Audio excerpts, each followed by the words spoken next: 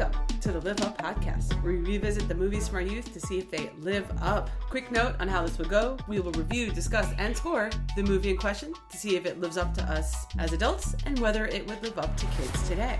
I'm Jess Ladden. And I'm Amanda Treat. Today, we are the only podcast in the United States not talking about the U.S. presidential election. We're not? Surely you're joking. I'm not, and don't call me Shirley. Today, we're reviewing 1980s Airplane. What is your history with the movie Airplane? That was a good joke. I just want to acknowledge the good joke. I watched this a lot. I definitely watched it on TV because there were parts of the movie that I feel like I hadn't seen. I definitely watched it out of order. I watched this and Airplane 2 a lot. Not as heavy of a rotation as like a Coming to America or something like that, but definitely memorable. I thought it was hilarious. And I still, as you know from our text exchange, use the line, it was a bad week to quit drinking. I mean, I say that all the time. It's just such a Jess line. has been texting me that every week for the past, well, we weren't going to talk about the presidential election, but let's just say it's been a few weeks. A few weeks worth of, it's a bad week to quit amphetamines. It certainly is. Bad week to quit sniffing glue. It's a bad week to go on my Twitter break. Bad week to quit Twitter. But yeah, what about you? What is your history with this? I don't know when I first saw this. It's another one of those that was just kind of always there. But I do have a very distinct memory of watching it with my soccer teammates while staying at a Courtyard Marriott for the Quinnipiac Memorial Day soccer tournament. This movie is PG, and I remember the parents left us. We were probably 11 years old at the time. They left us, like the whole team, in a room, you know, some kids sitting on the bed, some kids sitting on the floor. And I'd like to think the parents were down at the bar. Yeah, probably were. They'll be fine in the hotel that's room. what I would have been doing if I were spending a whole weekend at an 11-year-old girls soccer tournament. But yeah, this movie, it cracked me up as a kid. So many of the jokes in it are just like, that's stupid. It's dad jokes. It's like an hour and a half of just dad jokes. But when you're 11, that's the right level of stupid. Rewatching it, realized there's a lot of jokes I did not even pick up on that went right over my head. And Totally. that kind of made this viewing a little funnier than I was expecting. I knew enough I didn't watch it with my kids this time around. I did ask if Lily wanted to watch it. Lily, my 12-year-old, I did not want to watch it with my 7-year-old because I just thought, like, I do remember stuff that I don't want him repeating. I mean, I don't know. I'm not that pearl clutchy, but I didn't watch this with my kids. And I had the same reaction. I was watching. I was like, oh my God. I did not pick up on this as a kid. This is PG? Are you kidding me? That is the first thing I noticed is, like, you know, you watch it has like the old school intro, the Paramount old school intro, and then it says rated PG, and I'm like, get out of here, it's rated PG. Like, I know that's wrong. This is before they introduced the PG-13 rating. Yeah, this is 1980. And there isn't a lot of swearing in it, but there's some real sexual humor in there. There's a full topless shot for no apparent reason. No reason whatsoever. Yeah, so there's some kid unfriendly jokes going on here, but overall, I guess it should have been PG-13. I guess is what we're saying. Oh yeah, and also I watched it on TV, so like I mean, some of that stuff was probably edited out entirely. Oh, absolutely. So I mean, even some of that stuff that would have been egregious for a kid, I didn't see. Or even, I do remember when it happened, like the boob shot, but they did show that on TV, but it's like totally blurred. So I was really bracing myself for this movie to be way more sexual and way more offensive because It was the same team that made this made Kentucky Fried Movie. Have you ever seen that? No. Like, that one's that's a full like R bordering on like X. Oh, really? Never We don't saw call it X anymore. NC-17. I'm not sure what the current rating's called. I don't know. Just full sex shots and like yelling the N-word at black people and just like very offensive. So like that had merged in my brain with Airplane a little bit. So I was really bracing myself like, oh, please don't be cringy. Please don't be cringy. So we will get into it and find out, was Airplane cringy? It's hard because it's satire. So Jess, would you like to describe Airplane for our listeners? Yes, well, as you know, an airplane is a flying contraption with wings. It takes passengers to different cities. But, oh, you mean the movie Airplane. Yeah. Yes, it does look like a giant Tylenol, but yes, a movie summary. The movie summary. Oh, yes, of course. It's a satire of movies you've forgotten about or vaguely heard of. A war pilot with post-traumatic stress disorder and a peculiar drinking problem, which we'll talk about, tries to win his girlfriend back by sneaking on an airplane where she's a flight attendant. He ends up flying the plane to make an emergency landing, and it's total satire chaos. Satire chaos would have been like the tweet version of this, but... Oh, yeah. So I'm going to call this a hot take, even though I'm sure there's a million bloggers on the internet that think otherwise. In doing some research for this episode, I came across a video that is showing how direct a parody this is of a specific movie from 1957 called The 0 Hour. I've never heard and of it that. has side by side the dialogue and the scene set up for so many shots throughout the movie.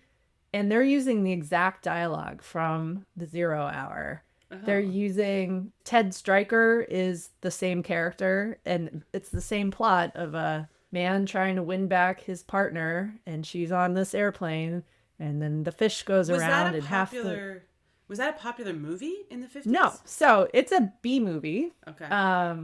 And I didn't really know about that. Like, I recalled this was a parody of all the disaster movies from the 70s, and there were a lot of airplane disaster movies. Like, there were even disaster airplane movies coming out as this came out. So it was like, oh, we're making fun of that, like, whole genre. But this has actual line by line. Like, your favorite line, looks like I picked a bad week to quit smoking, came from The 0 Hour. No way. The character says that. In a non-ironic way, the character just says... That's what made me, as I learned more and watched the comparison videos showing like all of the characters like from The 0 Hour starting a sentence and then the character in Airplane finishing the sentence, same exact lines. The Zucker brothers and Jim Abrahams, who are the creators, the writers, the directors of this movie, that they had gone and purchased the screenplay for The 0 Hour so that they were the owners and there'd be no copyright infringement. Oh, but my hot take here is that this is actually a remake of 0 Hour. Oh, have you seen 0 Hour? I've only seen clips of it doing the comparison. Honestly, can you imagine sitting through Airplane with no jokes in it? So this is where I think this is like a whole different level of genius going on with Airplane, because they watched the 0 Hour and thought, this movie is trying so hard to be serious and dramatic, and the things they're saying are hilarious. And what if we just take them in a totally different direction? Oh my God. So that you have a line like, look like I picked a bad week to quit smoking. And then the next thing he's doing, look like I picked a bad week to quit drinking. And then just keep escalating and escalating. I love the escalation. Oh my God. I have to watch this. So like, I kind of skimmed your notes and didn't really like totally absorb this, but I now wish I had seen this movie. I mean, that gets to something where there's a lot of references in this to movies that are just like really old, like in the 50s. And I mean, we're not young, you know, but we were born the year that this came out, and it's already old for us. Oh yeah, the references are super old. Are really old, but now a lot of really like Ronald Reagan jokes and a lot of like singers who weren't popular in our lifetimes, or I mean, I know the references are outdated. Yeah, we do know Ethel Merman. Yeah, I know who Ethel Merman is. I actually wrote a note down being like, this movie feels like it's from the 50s. I'm not even knowing that it was a reference to movies from the 50s. In 1980, yes, I understand that that's like 44 years ago, but I mean, it feels even older than that, just in the dialogue. Yeah. Well, there's moments where there's serious dialogue going on in this movie. Like Elaine and Ted have their breakup conversation right at the beginning. And that's all verbatim. But it sounds like a whole different movie at that point. Like, it's almost very heartfelt. And it's, oh, wow, she's really breaking up with him. She's at her wit's end. And it's like, no. Elaine or I think her name was Eileen in the other movie. Oh, that's so close. But yeah, Eileen and Ted in the other movie were having the heartfelt moment, and they're just remaking that scene with these two and then adding something completely bonkers. Or, as we'll get to Elaine, like, she just keeps tucking in all these like incredibly dirty thoughts. Did not in the middle of a heartfelt scene, and then moves on like it never happened, and just it blows your mind. Like, what did she just say? I know. What? And we should say to people our age, like, I almost want to like take them aside and be like, you did not get these jokes when you were a kid. No. It's totally over your head as a kid, but you're like, oh God, she's going through the dialogue. Oh, yeah. man. No, they took a whole section of dialogue from the older movie where she's talking to Ted about like, remember the good times we had so long ago, and then she just adds in, I used to sit on your face and wriggle, and then she goes back into the dialogue from the other movie, and I did not catch that as a kid, but I caught it now. I was like, what did she just say? What? Oh my god. How was in there? Oh, Elaine. She enjoys a good breakup speech. She does.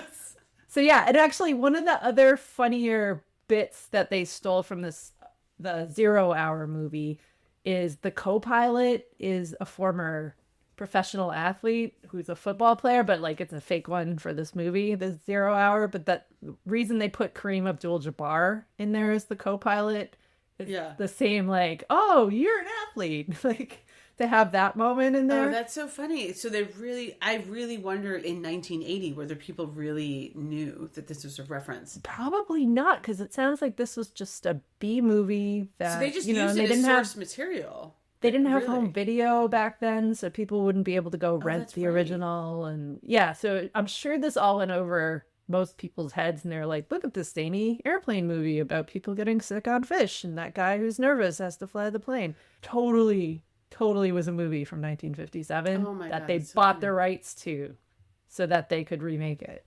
That's so funny. That is wild. I think it's so genius the way they looked at a movie trying to be serious and then said, let's take it off the rails. I mean, I get the concept is genius. The challenge you'll find in my commentary throughout this episode is, does the satire still land, though? Because it's still satire from 44 years ago. There were some moments where it felt a little boring to me. Ooh, all right. I know. You probably won't like the 0 Hour then. Yeah, but now I'm curious. I imagine it's the same. It's probably the same scenes that you found. It probably is, but I think now I want to watch it and appreciate it at a whole nother level. Yeah. So maybe I was too glib with my thinking here. All right. Other nerdy notes about Airplane. So I've pitched my theory that this is actually a remake. It's the Zucker brothers and Jim Abraham. They pitched this to the studios as Animal House, but on a plane, and somehow got a PG rating with that. Fine, that's cool. All right. They went out of their way to find actors who were known for serious dramatic roles and delivery of very serious lines. So this is Leslie Nielsen's first comedy. And it's funny because I just know Leslie Nielsen as comedy. Yeah, that's all I remember. It's like, oh, he does The Naked Gun, he does Airplane, he's so funny. That's all I know him from. He was a very serious, dramatic actor before this. Same thing with Robert Stack, who the rest of our childhood was spent watching him with Unsolved Mysteries and that deep, like, serious voice. Oh, yeah. And then even, like, Peter Graves, who's the captain, he's a very serious actor. Oh, really? So, and I don't know how they got Kareem Abdul-Jabbar to agree to this. Like, this just seems so out of character for him. Oh, he's my favorite part. When for that scene, I was like, oh my God. I think as a kid, I probably didn't know who he was when I was that young. I mean, I watched basketball. We're too young to have watched Kareem play, so I didn't know who he was. I did know who he was because of the Celtics-Lakers rivalry. Yeah, of course you did. So when I saw Airplane, it was like, oh, that's the one Laker we like.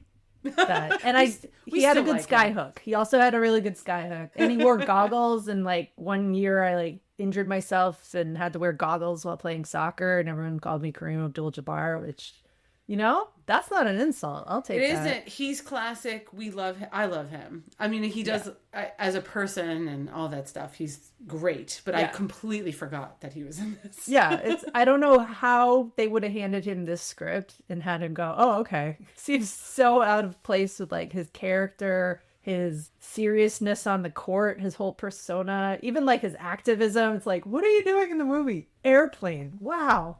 Yeah. But crazy. Go with it. I'm going to say it's a fun note, even though it's a little scary. After Airplane came out, the producers got a bunch of letters from pilots with their, I almost did that one time confessions. Oh, really?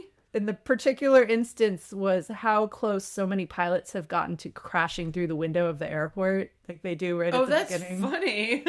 Yeah, because that happens right at the beginning. Yeah. Yeah, I don't know if we feel comfortable with that or not, but the producers claim they got real confessions from pilots because of this movie. If folks don't remember, the air traffic control guys start kind of gesturing to each other on the tarmac, and then a plane ends up going through the window of one of the terminals. Yeah. But yeah, which is kind of funny. Yeah. It's funny, and I think that's the scene. It's like a calm waiting area, and the nose of the plane just crashes and breaks this huge window, but someone just throws a baby in the air as everyone's screaming. It's like total chaos. Just complete chaos. So little details like that. I was just like, oh my God, no, what?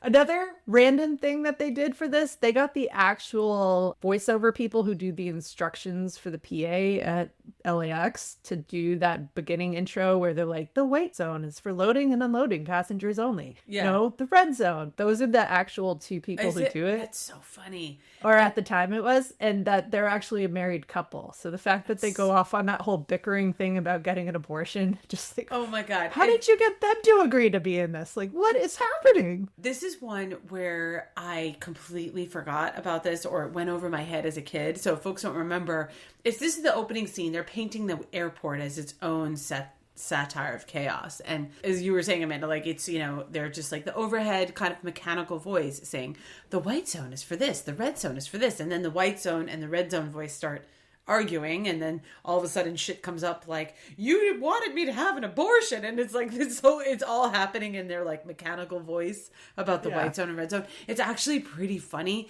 and it's just happening in the background as other chaos is happening on screen. Like you're watching characters arrive, you're watching Ted abandon that taxi with the guy in the back seat and the meter's still running, and that's great. Yeah, but it's also, there's other chaos happening at the airport. There's like a Hare Krishna kind of people. There's so many funny things. It's hard to capture all that. And then as you're visually seeing that, you're hearing this argument of the two voices. It's pretty funny. Yeah. Yeah. No, I just love that all this random stuff, like the throwing of a baby. Like you don't even notice that for the most part. There's just you kind of do. It's just the so background. much going on in some of these scenes. I do think one theme is that I think the background humor might live up more than the direct satire. Like there's a lot of background humor going on, and just like what you were describing, and that part is still, it's funny and it's total chaos too. It's fun. Do you have favorite, I'm gonna say lines, but I would extend it to, because we use a ton of like memes and GIFs at work when we're on our like chat messenger. I love the whole I picked a bad week to quit, insert vice here. It's still funny. I love that it progresses from smoking to alcohol to just hard ass drugs. I mean, it's still funny, and it's one of those lines I think that our generation still uses. It's sort of like Bueller. It's the concept of Groundhog Day. It's this one time at band camp stuff that people our age kind of just use as our shorthand vernacular. It's at that level. So that I think is my favorite. In this viewing, I thought it was still pretty funny. And I also really like the woman who asked when Stryker's sitting on the plane. There's a lot of literal dialogue, which is funny. Stryker's sitting next to this woman, and she senses that he's like, freaking out and nervous. And she asks him, oh, are you nervous? Is this your first time flying? And he's like, no, I've been nervous lots of times. As if it's some sort of like therapy session. And that actually was pretty funny. Yeah. Yeah. So that was my favorite. That's a running joke in like dad joke humor right there. The misinterpretation of what someone's saying. Shirley, you're... Don't call me Shirley. Yeah, that I've been nervous lots of times. And a hospital, what is it? Oh, it's a big building with patients, but that's not important right now. I know. Oh, okay. But I still really like the I picked a bad week. In some ways, I wish there was almost more of it. I have trouble using that meme at work because I'm working with native French speakers who I don't know if they've seen Airplane or not, because it's such a language-based movie. It is. And yeah, so I don't know if they'd just think I had a drug problem if I started posting those. They probably would. They're like, whoa, Amanda is, she's trying to quit amphetamines. The one I did use when I was at the office in France, and I have a whole table full of French colleagues, and then there's one American who's moved to France who is always in these meetings. And I hadn't screwed the top of my water bottle on, so I went to take a drink and just like dumped water all over myself. And Ben said, and that's when I started my drinking problem. And the one American across the room was like, ha! And the rest of the French people just had no idea what you're talking. It's a movie. It's called Airplane. It's a lot of English puns. We should explain this for folks who don't remember that. So, like, Stryker, he has a drinking problem, air quote drinking problem. But the drinking problem is that he drinks in a way that, like, he can't find his mouth with the glass, so he just keeps slamming the glass and dumping. Which like, I water all did over as his we face. started recording. I spilled beer all over my shirt. You did. You have a drinking problem. I have a drinking clearly. problem. Yeah, I do. no. The drinking problem gets me every time, especially because they explain it in the beginning and then it just cuts back to him when he's like nervous in the middle of the movie and you just see him do it again. He just puts the cup right to his forehead and dumps ice cubes and water all over himself. This is how I know I started watching this at a young age, because it has that slapstick humor, and I remember thinking that was funny and not really understanding what a drinking problem really was. Yeah, or why a vet who had trauma from a war would have a drinking problem. Why a vet would have a drinking problem. Like, yeah, you wouldn't know. Like, I just thought it was funny that he splashed ice cubes on his face. Didn't get to the point in the 0 hour, but I have to imagine that's in there, that he's a war veteran with trauma and that he probably has a real drinking problem in that movie. But I love Ted Stryker's drinking problem in this version. It's pretty funny. Yeah. And then actually, the one other thing that I've pulled out at work, since I work for a sporting goods company, the Kareem Abdul-Jabbar bit, especially when Joey's talking shit to him in the cockpit, you get the little kid going, I know you, you're Kareem Abdul-Jabbar. And he's trying to stay in character like, no, I'm not. Look at my name tag.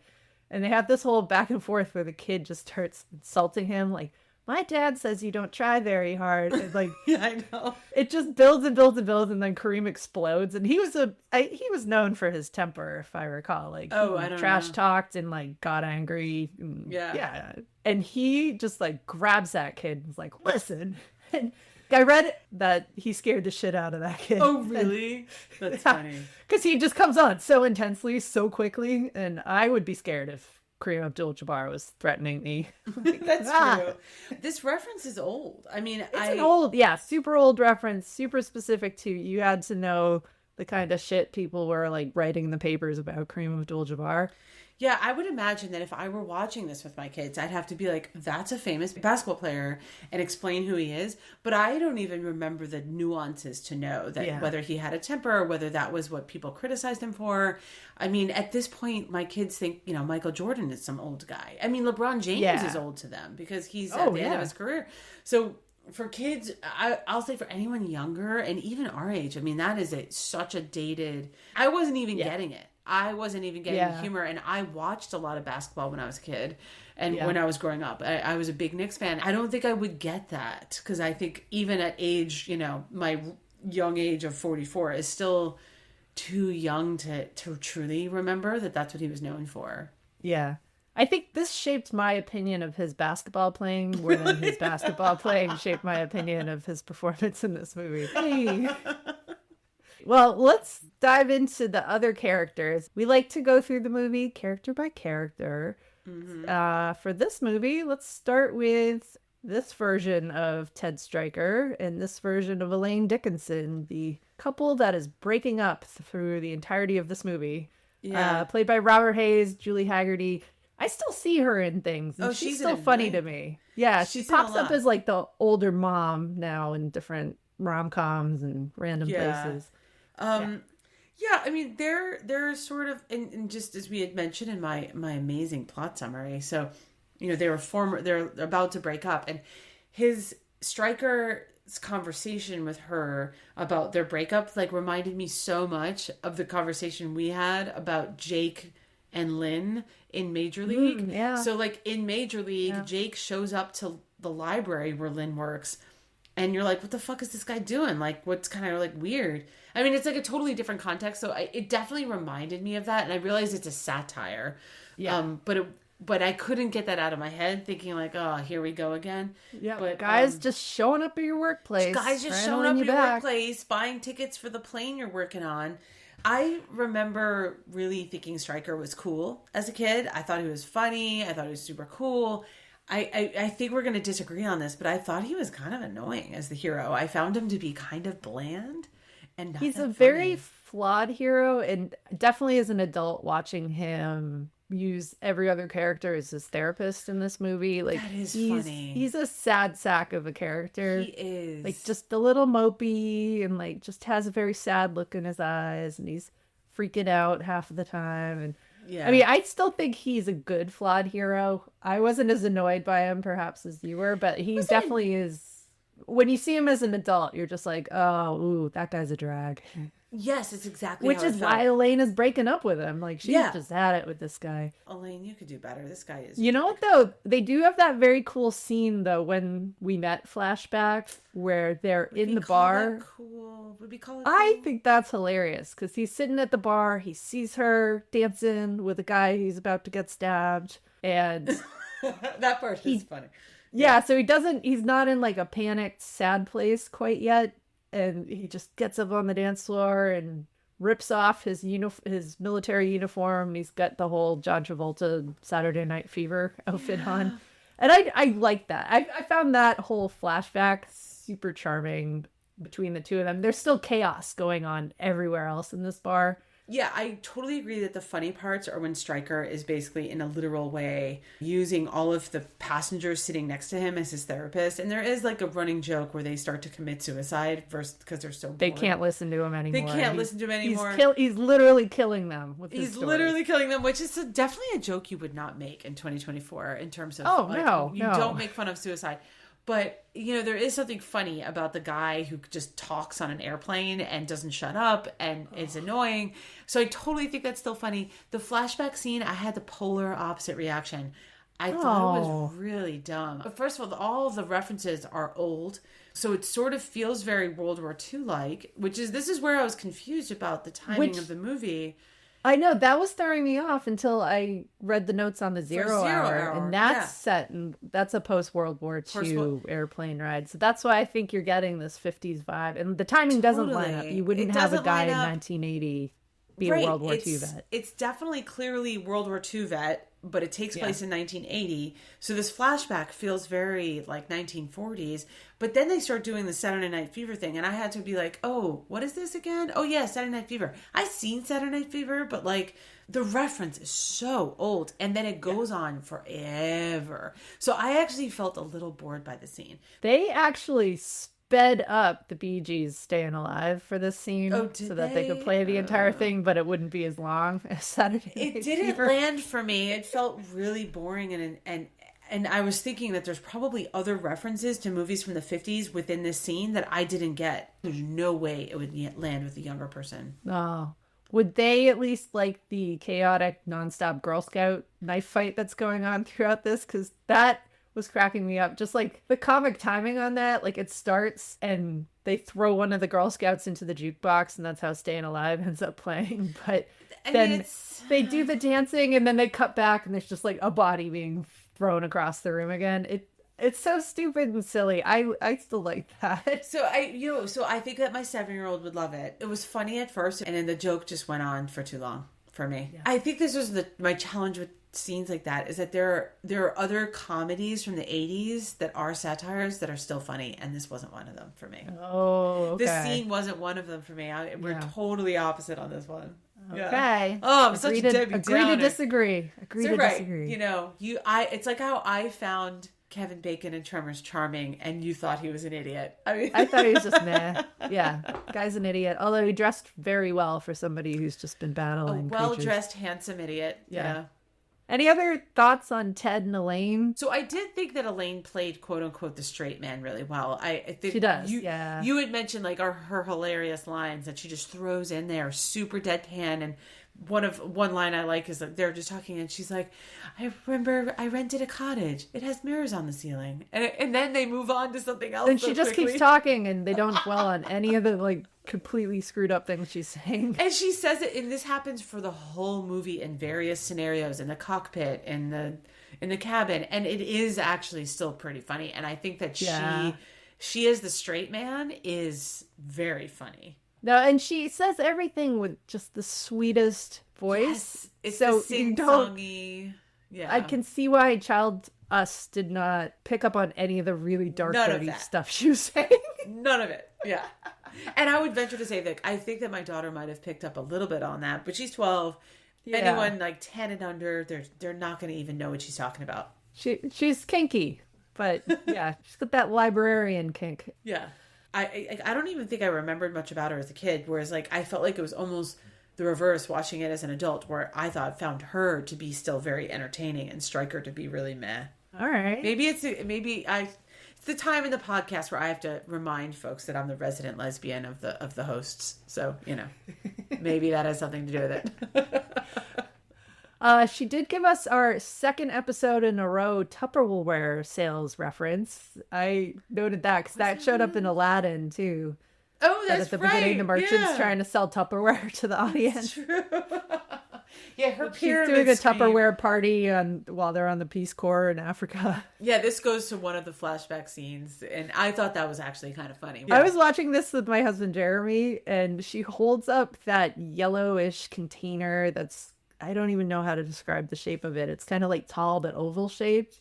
Yeah. And I turned to Jeremy and was like, did you guys have that too for putting juice in? He's like, everyone had that. Like it was the juice container Tupperware.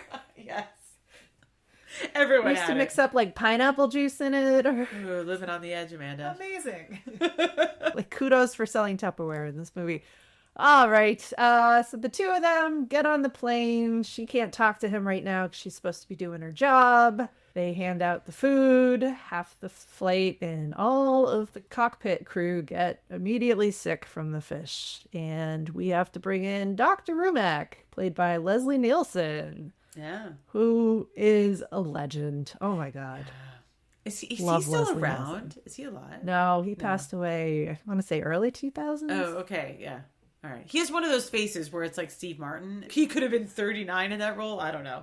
Yeah, I have no idea because his hair was always white. Yeah. Yeah. Exactly. This is his first ever comedy. It blows my mind. They told him to just act it as like, this is the most serious movie you've ever been in. Oh, picture perfect then. Like the stakes are high, but you're a doctor, you're calm, you're delivering these lines with a straight face. There's this scene where the other flight attendant, Randy, comes over to him and is like, oh, we're figuring out like that passenger had fish and that passenger had fish and all the captains had fish and what did you have? And he's like, lasagna, with a dead like straight face. But like the whole lead up to him saying lasagna was straight out of that other movie. Oh, and that's really? like such That's a so perfect funny. answer if you're just Oh like, God, we have messing to with watch that this script. movie. Chicken or fish? Fish.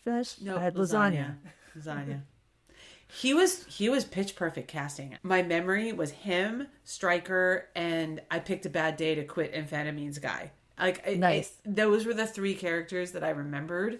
So perfect casting. He's so good. So good. I did kind of wonder. So in the movie, I think in my memory, I thought he was one of the pilots or something because like he plays such a pivotal role because he's just basically in charge. So like this time watching the movie, I was like, why does he get to be in charge? Like who put the doctor in charge of the whole situation? It's just, why do we do that? It's just They just trusted the authority of doctors, white male doctors. Back yeah, in that's the exactly 1950s. my takeaway. It was like, oh, okay, well, he's like older white male, so clearly he's in charge. And Yeah. there's something that's still funny about that, even in 2024.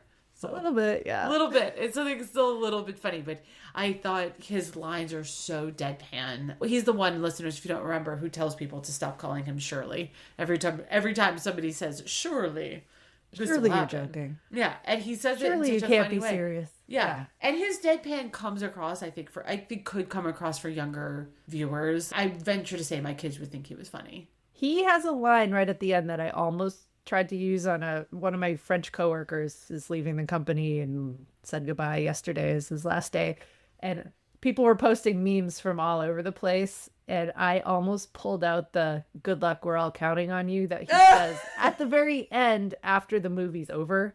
Like that they have landed the plane, they've solved the problem, and he sticks his head in and just repeats, good luck, we're all counting on you. And it's Right. like, they're done. They are done here. And it is funny because he does that was the several mood. times throughout the movie. It's the same line, and the deadpan of it really brings the satire home. The satire of him lived up the most. Yeah. Yeah. No, he's just iconic. Love some Totally Leslie iconic. Nielsen. Loved it. All right. So actually, before they call in Dr. Rumack to save the day, we have a whole cockpit full of people with silly names. We have Captain Over, played by Peter Graves. We have Roger Murdoch, played by Kareem Abdul-Jabbar. And we have Victor Basta, played by Frank Ashmore. And for bonus, we have Otto, the plastic Otto pilot, who is a blow-up doll in this movie, but that isn't normal. If you look up IMDb for this movie, they list Otto as a cast Oh, member. he gets and his you credit see at the end. Yeah. It's actually pretty funny. Psychotic looking plastic inflatable. Weird, creepy inflatable. Yeah. I was like, God, the captain's comments, just, he's being so inappropriate with the kid who comes up. Tell our listeners what this is, because I completely forgot about this because it went way over my head as a kid. Yeah. So this is Captain Over, played by Peter Graves. He's flying the plane and they bring a little kid up to the cockpit to like see it. And that was a thing you could do before September 11th. Now the cockpits are locked and there will be no children in there. But also, I don't know why they just decide to make the captain, he's not really hitting on Joey, but he's just saying the most inappropriate shit you could say to a child. I think people recall the line, like, have you ever been in a Turkish prison? And, like, have you seen a grown man naked? Have you seen a grown man naked? It's such a... And that's, like, the first thing he says to this kid. It's cringy, but because it's a satire, I'll kind of allow it. But and, I could never figure out if this bit was supposed to be triggered because they're in the cockpit. And, like, it's supposed to be a very, like, sexually named place. But when I watched the, like, two movies being compared... Everything leading up to the captain starting to say all that inappropriate shit is verbatim from the other movie. Really? Okay. Yeah. So I think this was the director's just like, what is the worst thing the captain could say to a child who comes up? That is the worst thing. Yeah. And then just runs with it. But I did read that Peter Graves did not want to take this role because of all those comments and that his wife thought it was funny and she talked him into it. And that when he was on set, he just avoided that child actor who was playing Joey because he was just so creeped out by the scene they had to do together. Yeah, I mean, it's sort of one of those things where, like, I felt icky for laughing at it. Yeah. I mean, I think because I completely forgot about it, went over my head as a kid. If I were wearing pearls, I would have clutched them watching this scene because I was like, oh my God, I forgot about this.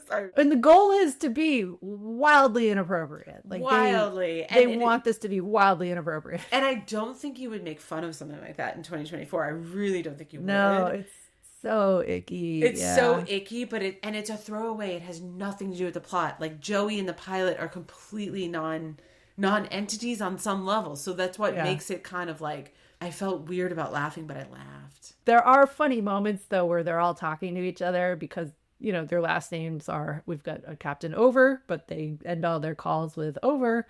Yeah, and then and you have Roger Murdoch when they're like, Roger that, Roger. And then Victor's in charge of the vectors. And so you see them just confusing the hell out of each other in one scene. It's clearly a who's on first type of reference. Yeah. Like, what's our vector, Victor? Roger that, Roger. It is still a little funny.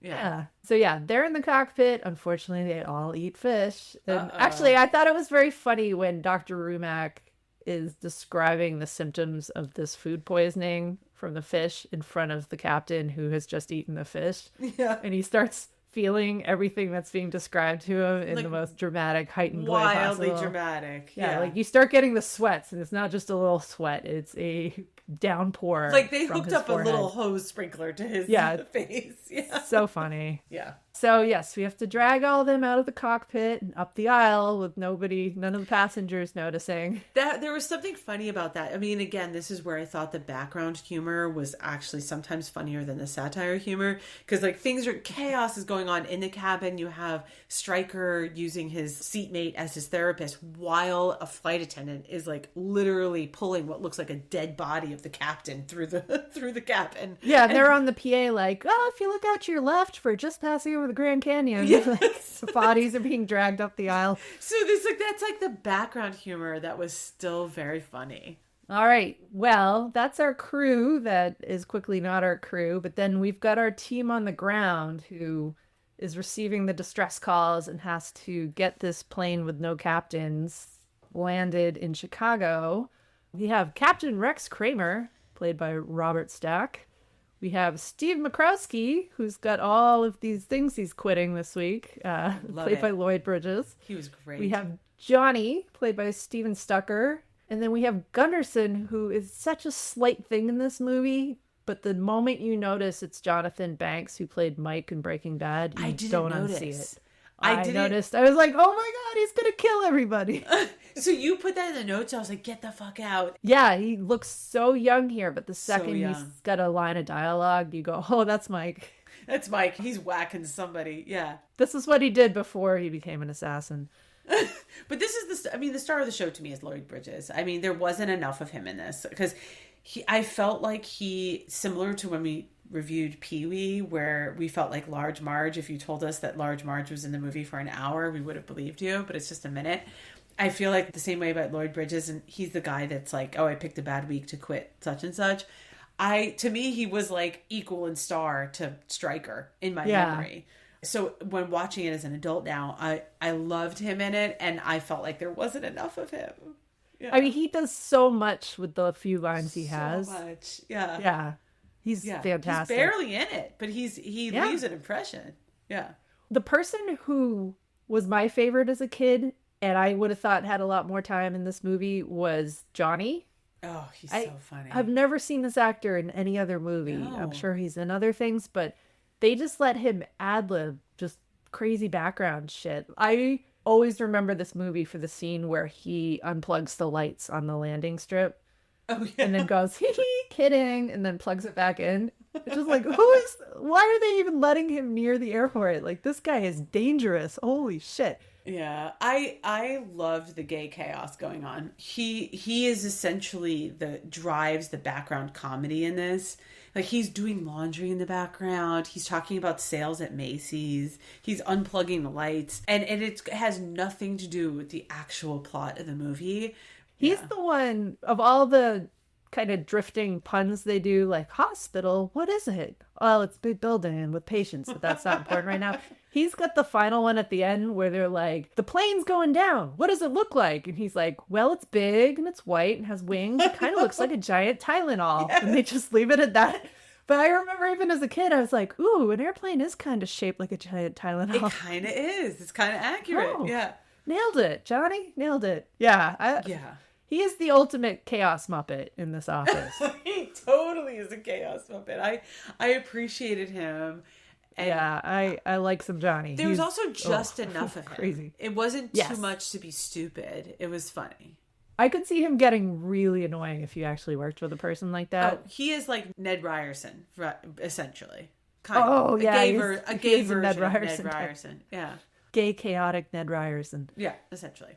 And then, all right, we do have Robert Stack, who is playing this so seriously and is also doing completely crazy ass shit the whole time, but with like a very serious look on his face. Like that scene with him driving where he completely hits someone and just keeps going.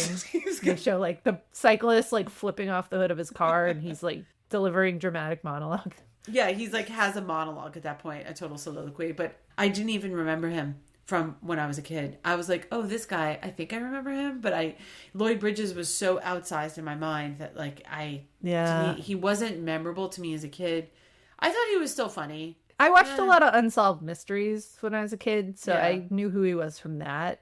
And I think it was funny to me that he was in this because he was always so serious in Unsolved Mysteries too. He plays, obviously he's a straight man here, like the straight man in terms of the comedy, but he, in the plot, if there is a plot of this movie, he was Stryker's, I guess, old commander. So he knows who Stryker is. But I still feel like all the other characters are funnier and he's not even that good of a straight man. Sorry to say. Yeah.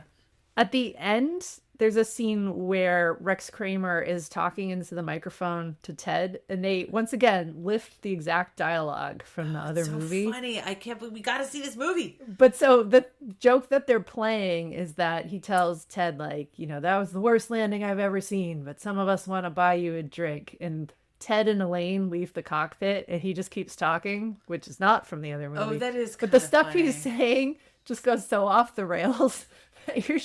And he's sitting by himself, basically unloading every thought he has. And the to an movie's empty essentially cockpit. over at this point. Yeah, it's That's just what's done. funny. Yeah. I love that. That's so silly and stupid. He's having his therapy moment to an empty cockpit.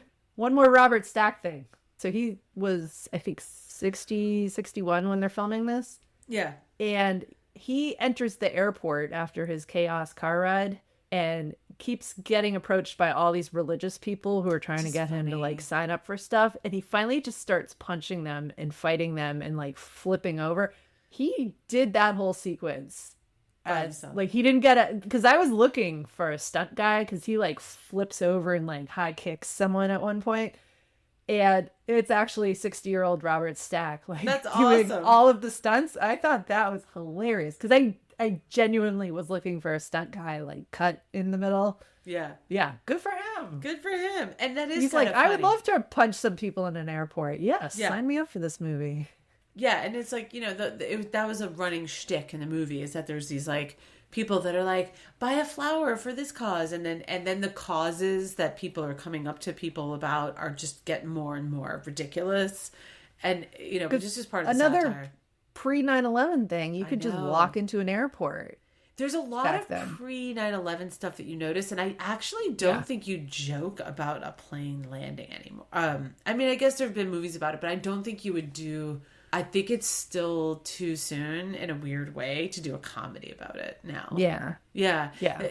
That's a movie that wouldn't get made right now. You would do a drama about it, but not a satire about it. No, I think there's been too many problems with planes lately. Right. Not just even terrorism. It's like, is the door going to stay on the plane? I know. It's like the comedy writes itself in Yeah. some way. It's not called Airplane. It's called Boeing. It's called just the flight I'm taking on Tuesday. Yeah. Oh, no. Yeah. Which, like, I know you fly internationally a lot, so we shouldn't joke about it, but there is just generally the concept. You wouldn't, like, even I guess there was snakes on a plane, which is after 9/11, right? Yeah, it was. I guess But you could do that was something. very specifically Samuel L. Jackson swearing at snakes, which is not a terrorism play. And this wasn't either, but Really, a snake you were surrounded by snakes in a small place. That's there's the a gist lot of of that movie. pre 9/11 stuff that would be. It's just crazy to me that this stuff was allowed, and just even just serving fish on a plane is funny. Oh, that would smell so bad. So bad. I mean, there's Like, something people funny complain about about your coworker microwaving fish in the Right? office. Like, can you imagine a whole flight full of fish? It would be awful. Like, no wonder they're sick. Oh. No wonder I'd get sick. Yeah. Yeah. Ugh. So actually, let's talk about some of the other people on this plane.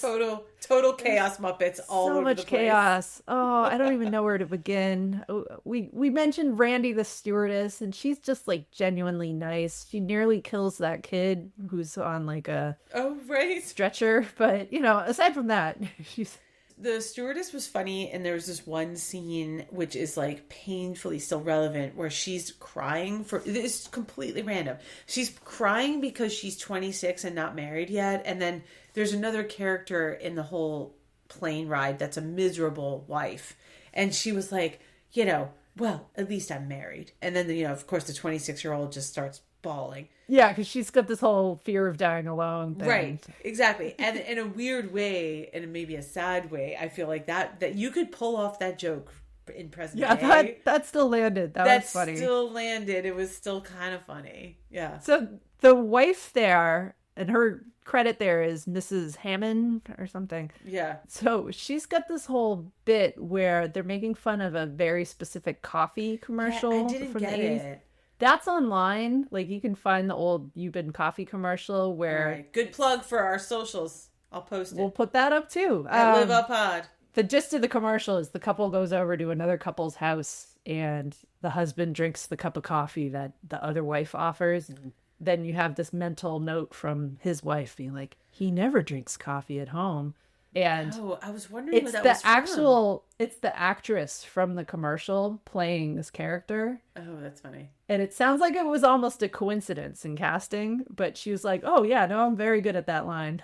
That was my line from the commercial.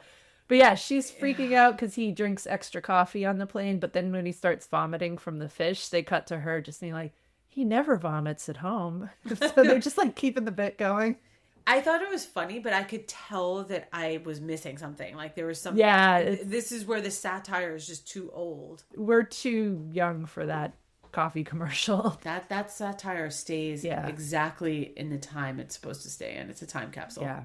All right. You and I have differing opinions on these passengers, but we have the Jive guys and we got the Jive lady, who I did not recognize, or actually I never really watched this show, but the Jive lady is the actress who played the mother on Leave It to Beaver and was specifically chosen because she had that reputation of being like, prissy pearl clutcher. And so these guys are speaking a dialect of, I mean, they're calling it Jive. I think that was the lingo at the time.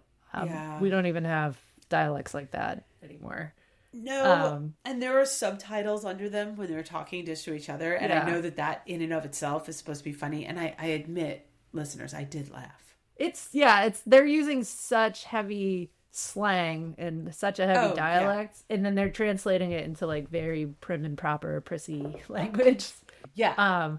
But then at one point when one of them gets sick and the stewardess can't understand what they're saying, this little old mom from Leave It to Beaver comes over and is like, "Oh, stewardess, I speak Jive. I can translate." And then she's doing it. I just think it's so funny when she's like telling them off. It is. It still lands for me. I get. Yeah. They're absolutely putting this whole thing in there for the racial component. Like it's supposed to be inappropriate. It's another moment where I felt icky for laughing, but I did laugh, and I know it's supposed to be satire. I think that the reference for Leave It to Beaver casting, didn't know who that woman was. No young person would know who she is. I feel like there's some other humor from this time, like we saw in Coming to America, that still stands because it's so clever. It's humor about race that's funny and still funny. And I feel like this one was like, it was like kind of bordering on the cringe. Again, I'm the pearl clutcher here. But I was just like, I think a younger person watching that would actually genuinely be like, oh, God, and find it offensive. Even if it's a little funny. I don't know. I was still okay with it because the whole idea of it is like this little old white lady would not be clearly communicating with them. Like, funny. That's the joke. Yeah. That is the joke. I guess that is the joke. And it's a different humor than, let's say, what we saw in Coming to America or something like that. But so yeah, these are the things that I laughed, but I felt like kind of weird about laughing.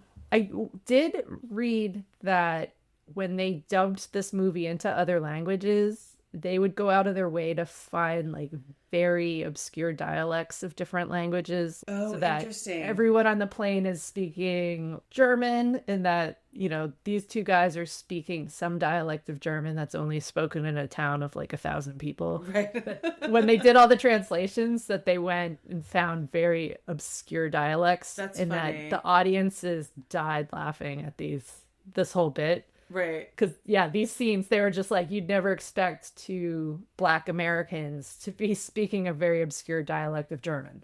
Right. Yeah. I so, like, I kind of like that joke better, even. Like, that's funnier to me, but that is better. I don't know. It's on the edge. I think it's on the edge. Yeah. And then when they get to the end of this and they know, okay, we've got Ted Stryker flying the plane because the captains are all unconscious and he's never landed one of these before. So you have Randy tell everyone, okay, get in the crash position. That whole scene up until they react to her saying that is also from that 0 Hour movie. Oh, like they took the whole dialogue, the positioning, but they're like, okay, everyone get in the crash position. In 0 Hour, everyone like puts their heads down between their like legs and covers the thing that's on the card in the airplane. They do that and behave themselves. This movie, it's like a free for all. People are screaming. Yeah. There's that one woman who keeps trying to put like makeup on at inappropriate moments. It's funny, she gets it all over her face. Yeah, just so much stupidity. People are like getting into a position as if their limbs have been broken already, and just it's such madness. So love that part. Yeah, the background chaos going on in all of this is excellent. It's still good, and I think it would still, for younger viewers, or would still find it funny. What in this movie was cringy to you? We've already talked about some of it, but we've both skipped one here. If we have both skipped, it's hard to say it was cringy because some of it's really on the line because it's satire. So there's some stuff that I still, in the year 2024, I feel weird laughing about. but it's there. I think the weird thing, like there's some sort of chaos scene where they're about to do the crash landing and everything's chaos and you see the jello. Why there's jello on a plane jiggling, I don't know. But there's jello jiggling and then there's like a boobs that just random topless woman jiggling in front of the camera for 1 second. But I remember that as a kid because I remember thinking like, that's like not appropriate for me to be watching. Even now it's surprising. Even though I remembered it, I was like, what the fuck? Like why? That was very Kentucky Fried Movie humor right there. Like that whole movie was stupid stuff like that, and it feels very juvenile that the directors put that in there. Very 12-year-old boy. Yeah. Another one that I hadn't noticed that I then saw, okay, this does originate with part of the 0 hours scenes, but Captain Over's wife gets the phone call that, oh, he's sick and the plane might crash, come to the airport, and she's in bed with a horse. Did you notice that? I don't remember that as a kid at all. And I don't either. At first I was like, oh, this must be like a Godfather reference. Then I was like, oh no, it's not a Godfather reference at all. She's in bed with a horse. She's in bed with a stud. It's just a stud, right? Like that's the reference. She tells it to let itself out the back. Yeah. Like, oh, God. So that's something that I actually found funny as an adult. I didn't find it cringy, but there's no way a kid would. Yeah. All right. What do you love about this movie, aside from all of the addictions that one character is trying to fight off? The addictions, and I'd say the background chaos is still kind of awesome. It's still pretty funny to watch because there's so much chaos going on that you have to really pay attention to it. I think for me, just learning that this other movie exists. Oh, yeah. And that they're not just doing such a tight parody of it, that they're actually like remaking it and making it bananas.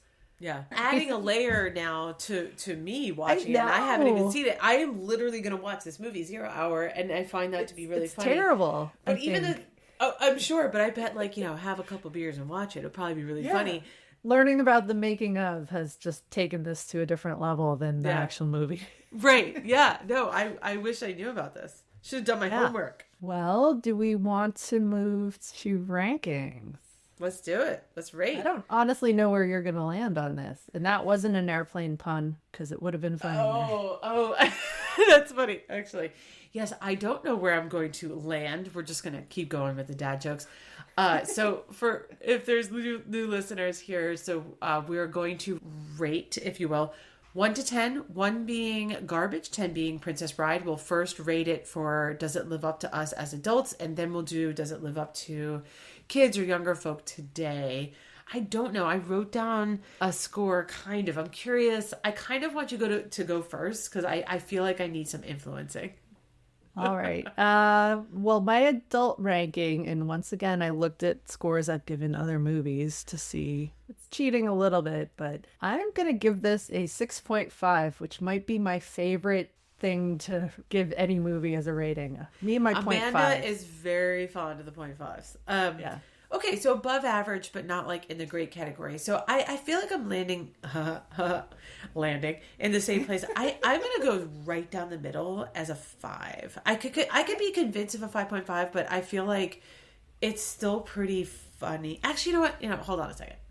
I think I am gonna give it a 5.5. I'm gonna just do that. Right. It has to be above average, but we've rewatched comedies from this era, like Coming to America comes to mind, and that humor is genius level, and it is, I was like cry laughing still at that movie. Addams Family, still cry laughing at that movie. This one, there are moments that I really did like the humor, like the background chaos, but it's not quite at that level. So, but it's above average, so 5.5 for me. We gave both of the movies you just mentioned, Addams Family and Coming to America, much higher adult rankings. I was going to say, when you said 5, you gave Teen Wolf a 5.5. So I was like, is this worse than Teen Wolf? But now that you're 5.5, you're even with your Teen Wolf adult score.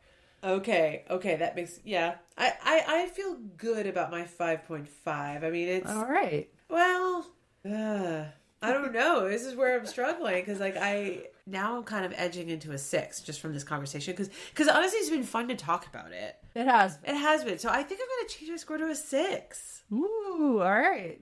6 it is for adults. It's really because it's not Coming to America level Eddie Murphy humor, but It's still kind of fun. Yeah, no, I mean, we gave that movie like an 8 for adults, yeah. so that was significantly That higher. might even be an under rating. Yeah. Yeah. This, I think, even on top of like learning that this is a remake of an old shitty movie, I found lines in there that I never caught as a child that just caught me so off guard and was like, whoa, what happened here? So, yeah, when there's outdated humor, and we've called that out, and that might be sinking it a little bit, but those surprising things are what has me scoring this above average. Yeah, the surprising I'm background.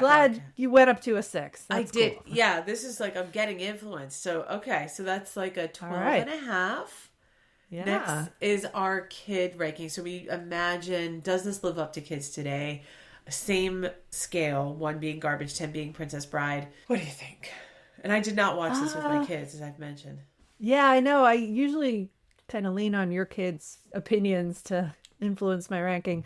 I think even though a lot of the references are outdated, and we had this come up with our last episode with, or excuse me, 2 episodes ago with Aladdin, because a lot of Robin Williams just off the cuff humor is a little dated, but it didn't matter when we were kids. No. And it probably doesn't matter now. I think kids can probably like move past like, oh, I don't get that joke, but whatever, keep going, because there's still just so much chaos going on in the background. I think I would give it a 6 because I think it's still fun. Yeah, I think kids would enjoy just like there's stuff coming out of nowhere that you would not expect. You know, just even as a kid, I remember viewing it from that hotel room in Quinnipiac, and there's a joke about getting Air Israel off the runway. And they have the plane like the beard. dressed up like an Orthodox Jew, a yarmulke. And I was so caught off guard by that I remember thinking that was hilarious when I was a kid. Like, they did what to the plane? Oh my God. There's good slapstick and on the nose humor. I think that what doesn't land for kids is the literal translation. So when they're joking about like, don't call me Shirley, it is sort of old timey. I actually went as low as a 3 for rating. Okay. Only because I think the references felt too old for me. And there are parts where I felt like this could be funny if I knew the reference, and I just really don't. And this was one thing that for our first episode, Who Framed Roger Rabbit, where a lot of the references might have been a little bit old for kids. It was still fun for my kids to watch, but 1940s Hollywood was way too old for them to really kind of love the movie. So I went low here. I am imagining that my kids would, I think actually my son who's 7 might like that humor, but otherwise it would just be like, what is this? And I think a younger person, even a teenager, would just not get it. I could be really wrong here. I really feel like my hands are clenched on the pearls. It's bad. Oh dear. So I went low. All right. Well, that brings our child score total to 9 and our total score to 21.5. Oh, that's low. Fortunately, we do know where movies with this kind of score tend to land because we have math at our disposal and I've calculated it all out. So we have the final question, which is regardless of the score, does this live up? You and I each yay or nay, and it has to be unanimous for it to live up. And we have had a lot of split decisions, just like our last episode of Tremors was split. I struggled with this one. I usually know right away, and I don't even question it. And I think there's been some that you have been like, I don't know about. So I actually didn't even... I write it down ahead of time, and I'm like, I just don't know. Yeah, okay. I think for what I struggle with is that I feel like I think it lives up for me, but that's it. I don't think it would live up universally the way that other movies live up universally if you have a high bar. Okay. So I don't know. Where are you leaning? I'm leaning towards yes, and a huge part of that was discovering that this is a direct parody or a remake of that other movie. Yeah. And it just had me thinking about it all week since I watched it. Like, I was very excited to talk about this. I know. So listeners, I had to cancel twice on Amanda because of... You did? Oh, the torment. For various work issues. So I was really bummed that I was working late instead of talking about whether satire from 1980 still lives up. So while Jess is thinking about this, and this may take hours, I'll edit it. One idea that I was going to pitch, and Jess is hearing this for the first time too, but we have been talking about how we have thought about some of our earlier ratings and our earlier does it live up or not responses. And I was going to suggest that we have like a Yom Kippur episode where we do atonement for something that each of us has wronged. So whether I make you rewatch Mad Max Beyond Thunderdome, or you make me rewatch Overboard, or just something that has been like eating at our brains that I honestly feel like you've made more wrong calls than me, but I don't know. I disagree, but that's exactly it. I think we would pick each other's movie and say, okay, go rewatch that again and see if you've changed your mind. But I feel like you're very close to putting Airplane into that category. Yeah, I mean, so listeners, in the past, Amanda has tanked absolute classics like Overboard and Hook, and I have tanked classics. Hook, the worst. It is the best, and I have tanked classics like Mad Max and Raiders of the Lost Ark, which and I Pee-wee's just Big couldn't... Adventure. Oh yes, I did. I did tank that one. Robin Hood, Prince of Thieves. Oh, you've tanked a few. That one was not good. I like that movie, but anyway, just throwing it out there that there may be an atonement episode coming up in September. Oh yeah, I know there should be like throwing your sins away. Did I buy you enough time? Have you thought of? So you think your this answer? lives up? You can't question it. It has to absolutely live up. And my criteria for tanking Overboard and tanking Tremors was if it's not a hell yes, it's a no. I have to say, I can see your face. Oh, I can't do it. This isn't a hell yes for me. So I am sad because I there were parts of this movie where I felt like just stretched into dumb. Some of the absolutely. It's just an hour and a half of dad jokes. It wasn't a hell yes for me, and I think that we've established that has to be the bar. I'm the worst. So this officially does not live up. Hate mail goes to me this time. At Live Up Pod on all the socials. I was even out with a friend recently, and I told him that I'd rewatch this when we were recording this episode, and that I thought it didn't live up, and he's like, "No." He was like, "Dare you?" Yeah, I had two friends, and I believe both of them are listeners, but two people reacted that way when I said Tremors didn't live up. Oh, well, you deserve that feedback, but that's... so that's it from this. Perhaps I will atone for my sins this September as a good Jew. Yes. Yes, indeed. All right. Well, thanks, everybody. And keep an eye on liveuppod.com for all sorts of fun clips that we've referenced in tonight's episode. Love the plug. Woo!